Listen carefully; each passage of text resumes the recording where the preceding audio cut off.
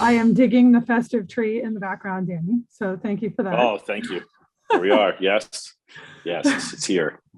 Very nice.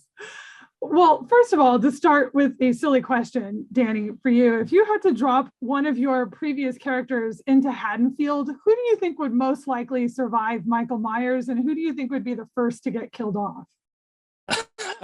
That is a very good question. I feel like Kenny Powers might get killed by Michael Myers. I feel like he would overestimate his charisma and might get slashed. And I feel like Neil Gaiman probably packs heat. He would probably be able to survive. That's my guess. Yeah, that seems like a good assumption there on both of those. Well, Cassidy, for you, I'm curious. I mean, you've covered both politics and religion in your recent work between the Righteous Gemstones and doing the Forever Purge. How representative of America do you feel like each of those projects really is? I mean, are there moments when things feel uncomfortably close to reality in ways that you didn't expect? Yeah, that's a great question. Something that Danny has been talking about a lot today, which I really have been enjoying listening to, is sort of the similarity between corporate America and the Gemstones, and the bigger, the more, the how far do you go, and this need to continue growing and being more money, more things. That does feel very, of this time. And so that to me has really spoken to me. We shot The Purge before the pandemic. And even though, the whole idea of the border of Mexico being an issue where maybe there was going to be some construction was on the table, it was sort of before all of the disruption of 2020, which was not only global pandemic, but also, civil rights, social rights, all of that. And so it became more pertinent after the year when it actually came out. But I think this happens a lot. I think that art imitates life and life imitates art, and we tend to be inspired by things that are happening around us, whether we're really that aware of it or not. Danny, Jody told me earlier today that the creative team is pretty open to continuing the show for as long as possible. And, unlike some of your other shows where you knew where it was going to end, this show doesn't quite feel like there's that set endpoint that you're working toward. Why do you think it is that this is a show that still has so much story to tell? Is it just that these characters are so insane and unbelievably fun that you could just take them forever? That's definitely part of it. We could have all these great ideas for the show, but then we get in here with a bunch of duds and then we're ready to finish it up. So definitely we have such an incredible cast that it inspires me to want to create more and to push these actors into areas of that they can't see coming. It's fun to do that. And, I feel like by design, we tried to make it a richer, bigger world. Eastbound and Down was centered so much around Kenny. And, and then Vice Principals, we opened up a little bit more by making it this two-hander. And I really wanted the opportunity to write for something that was just much larger and much bigger. And I think because of that, and because the way that these actors have brought these characters to life, it does add this level of richness that does feel like it would be fun to keep digging. Yeah, Cassidy, for you, I mean, how does it feel to know that you're on a show that could go on for a while? I mean, is this a character that you're enjoying living with? A lot. It's not just the character. I try to choose jobs where I know if it goes for a long time, I won't be sick of a character, but you can always spice that up. It's the family that you're in, and something that Danny said earlier that I've said before too, that I totally agree with, is part of it is you want people to be talented. You want them to be able to show up and be reliable. You also want to like them as people, because we do work really long hours and long months, and we're together a lot and we have to be invested in each other's lives. So I would say, yes, I'd be super happy to ride this train as long as it's going to ride. It's been a while since we've gotten to see the Gemstone family. So what are you guys most excited about with this season, with your characters' relationship this season with this crazy, wacky family? As a writer on the show, I'm really excited about just the audience kind of seeing what other tricks the show has up its sleeve. From the very beginning of this first episode, we start to reveal like a peek into this world that I don't think people are going to expect, and that's what I'm excited about. I'm excited about taking the audience on this journey and to showing them more of what this show is capable of doing and what these crazy people are up to. Is there anything that you can't do on this show? Because between, you have this murder mystery going on this season, you also have a muscle man farm that how I keep referring to it. So muscle man farm, I like it. That's the best way I've heard it described. So is there anything the show can't get away with doing? Maybe space travel. We might be pushing things too far, but who knows? Third, fourth season, we could be on Mars. Who knows? What's so funny is that, creating this show with all of these different voices and with Jody and David, everybody has their own sensibilities. And as we write the show, we love to kind of write stuff that we know will speak to these different creative minds individually. And it does sort of create this alchemy of this completely, nuts canvas that kind of goes from one thing to the next, like bouncing all over the place. And it's by design, and it's to like make Cassidy laugh when she reads the script, or make Jody laugh when he reads it, or David. And it's trying to hit all these different sensibilities and make it feel like it was all planned that way.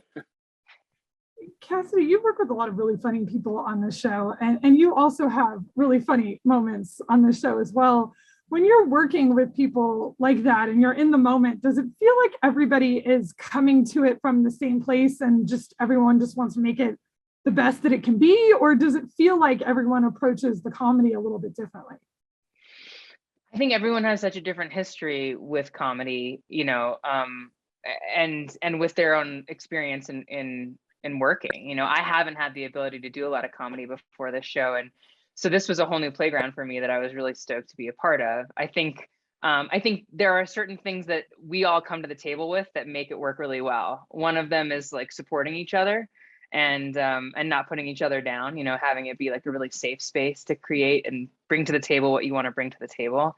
And the other one is playing the moment for truth.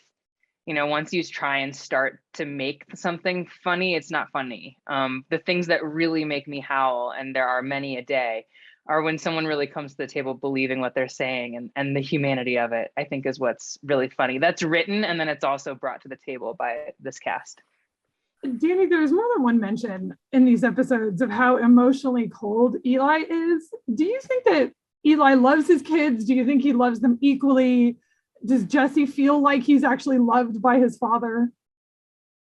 Wow. I think that it's, I do think Eli loves his kids, but I think that Eli is driven by like growth and building. Like, I think that Eli came from nothing, and the idea of building this empire is what sort of fuels him. And I think that the casualty of that has been his closeness with his children. I think that like Amy Lee was better at balancing the two things of balancing growth and balancing nourishment, nurturing these kids. And I think now that she's gone, that's what Eli is lacking in, is he's just left with the growth and the business, and his kids still need that.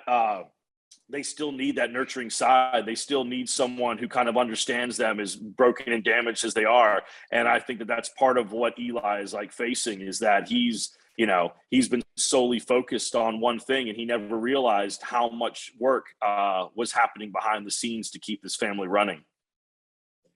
Danny, I love the whole "Bye Felicia" moment you have in this. It feels like the best use of a "Bye Felicia" moment that I've seen. So, I mean, what was that like to do? How long do you think Jesse has been waiting to use that phrase? I think he's like, they're like, we like playing around with the concept that like they're not hip, and so Jesse's jokes are a little old. And so yes, it was one of those things that just seems so dumb on the page, and it was fun to kind of like portray that, and then have people getting really mad about that being said to them. Like Edie's reaction and Adam's reaction to it just makes me laugh so much, and someone getting really mad about that it's just that perfect combination of just being completely silly and earnest at the same time that just like makes you shake your head. The other thing that really made me laugh was the whole gag with the video game chair and, him not being able to get out of it once he's in it. What was that like? I mean, that seems like a stunt that could be so simple, but then you actually get in that moment and you could easily get hurt. So was that more challenging than you thought it would be? Did you have a stunt double for that chair moment? I did not. I try to do most of my stunts if I can. I don't know. It was just something in the writing of it that I had always just imagined. I imagined him trying to sit down to have this like father-son moment, and it was like I was trying to look for a riff on like the old like classic like take the chair and spin it around backwards and sit down in it, and that felt like that was like what Jesse was trying to do, but it just failed. Yeah. It's a very gemstone moment. I was very amused by it. Cassidy, I also sort of love when faced with a gun shooting motorcycle gang that Amber is the one that really steps up. So does it feel like she's the true badass of the Gemstone family? She definitely delivers, and she has some talents that she's not going to pull back when they're called upon.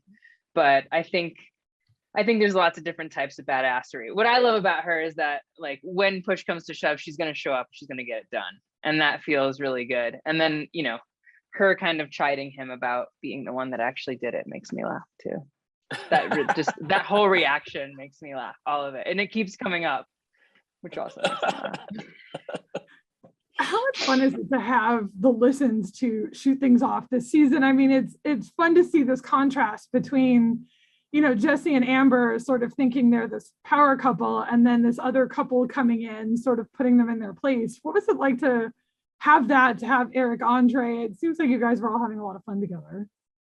They were a blast. Jessica and Eric were such fun additions to the show this season. And the very first thing we shot with them was the very first time that Jesse and Amber meet them. So the very first thing they shot was that moment where they're preaching and Eric is like force blasting people through the crowd. And it was just awesome to watch them just inhabit this and then just to own that stage.